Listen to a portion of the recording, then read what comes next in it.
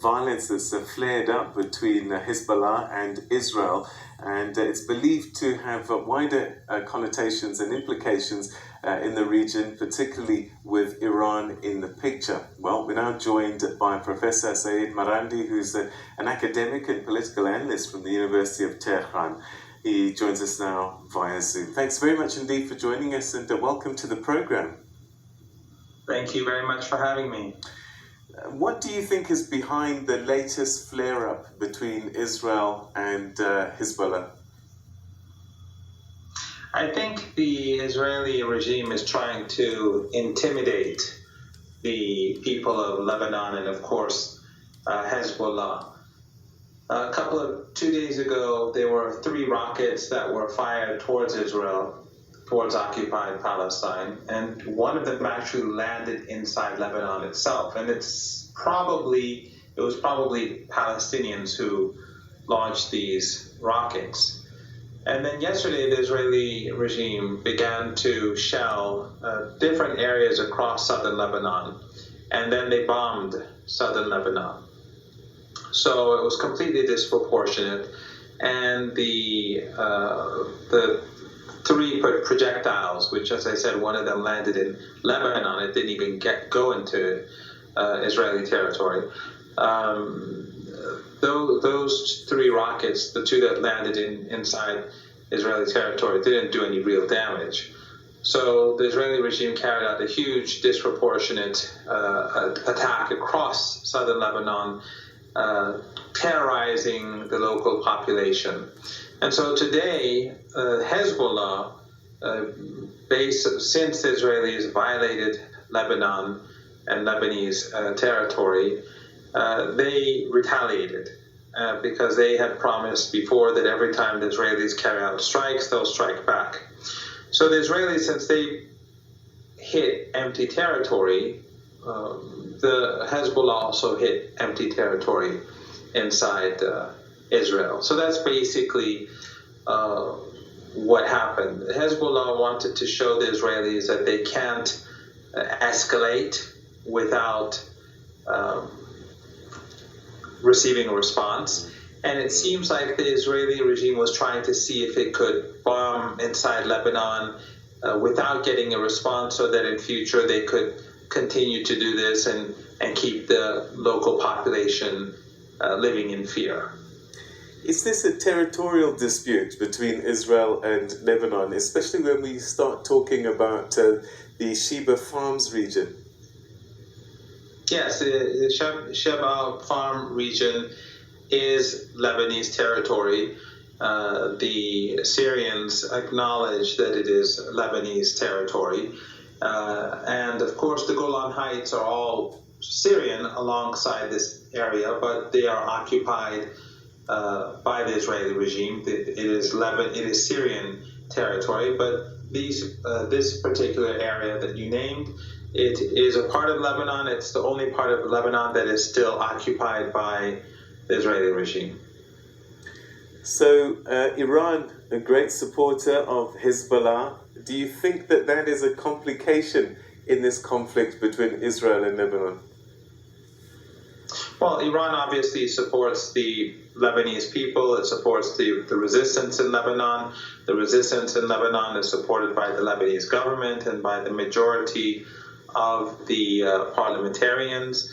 Hezbollah fired into Lebanese territory, occupied Lebanese territory, whereas the Israelis, they bombed Lebanon. They violated Lebanese sovereignty, and Hezbollah retaliated. So Iran has always been supportive of the resistance, whether in Lebanon or in Palestine. But the events over the last couple of days are clearly indicating that the Israelis were the side that escalated, as is usually the case. Yeah, Iran has always been opposed, of course, to the apartheid regime in Palestine. Before the revolution in Iran 42 years ago, Iran had very good relations with both the apartheid regime in South Africa and the apartheid regime in Palestine. After the revolution, Iran immediately broke off ties with both these regimes. and supported the resistance, whether in South Africa or in Palestine. And of course, after the collapse of the apartheid regime in South Africa, Iran established normal ties with the South African government. But Iran's policy towards Palestine continues to be what it has been over the last 42 years. Where does this conflict go from here? Do you think that that both sides will step back now? Well, Hezbollah has never initiated conflict on the border. Hezbollah has only responded to the Israelis because Hezbollah believes that if they allow the Israeli regime to bomb Lebanon without receiving a response, that they will continue to escalate. And it's not only the bombing of Lebanon or the shelling of Lebanon. The Israeli Air Force on a daily basis flies over Lebanon. And the United States and the Europeans, NATO countries, prevent Lebanon from purchasing surface-to-air missiles to protect their airspace. So Lebanese airspace is open airspace for Israel. And this is one of the extraordinary things about our region, that the Europeans and the Americans prevent Lebanon from blocking Israeli Air Force jets from flying over. And what the Israeli regime usually does is that they fly their planes fly over Lebanon, and then they strike inside Syria. And also what they do is they often hide behind commercial airlines, so that the Syrian defense systems would either refrain from firing surface-to-air missiles, or they would be putting ordinary civilian airliners at risk. And a couple of years back, 3-4 years back, a Russian aircraft was downed by Syrian missiles during an Israeli airstrike that, as I said, used Lebanese airspace. All right, so we've been talking about Lebanon and Israel, but Iran has its own tensions with Israel over time, and I think you started describing that. But tell us what happened in the Gulf and this tanker that Israel is saying was fired upon by Iran. Well, over the last couple of years, we've seen the Israeli regime strike 12 Iranian tankers. Those tankers were tankers that were going to Syria because the Europeans, the Americans, and others are trying to starve Syria of oil to bring Syria to its knees, like what they do in Cuba, like what they do in Venezuela, and like in Iran, where they have the maximum pressure sanctions. They target ordinary people to get their way. So the Iranians have been sending oil to Syria so that ordinary people could live their lives with fuel.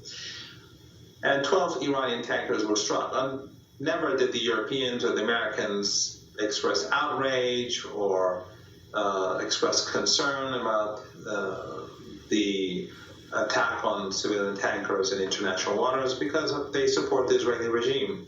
Recently, we've seen Israeli tankers being struck.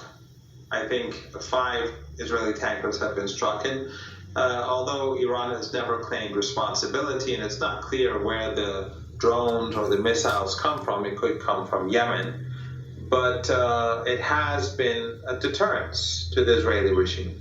And I think that deterrence is what outrages Western governments, because if they are worried about shipping, then they should have been worried about all the Iranian tankers that were hit over the last couple of years. But there was another incident a couple of days ago, which the Iranians believe was a false flag operation, and that was a so-called hijacking of a tanker near the UAE, the United Arab Emirates. So there were reports coming from Western media and from shipping sources that a tanker had been hijacked and it was moving towards Iran, and they were saying that that the Iranians had taken the tanker or hijacked the tanker.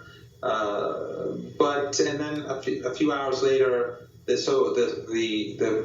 militants or the soldiers or the armed men who boarded the ship, they left. which for Iran is evidence that this was either carried out by Western military forces, U.S. forces, special forces, or forces allied with the West. Because within minutes after the ship was boarded, you would have drone, because the Persian Gulf region is full of military bases and there's a large Western presence. Within minutes, you would have drones flying overhead, ships moving towards the tanker, airplanes flying overhead. And there's no way that those hijackers could get away after being on the ship for a few hours without being detected. And the fact that we have no clue as to with regards to the identity of these hijackers makes it clear that this was actually carried out by Western governments and their regional allies. And we will probably never know who boarded this ship. But maybe 45 years from now. To what end do you think, though?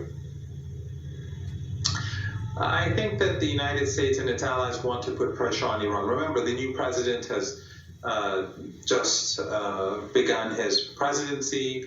It was right at the time when he was about to be inaugurated. And the United States wants to ratchet up tensions with Iran, to put pressure on Iran. We know that ever since Biden became president, he's been pursuing the exact same policies as Trump. There's been no difference.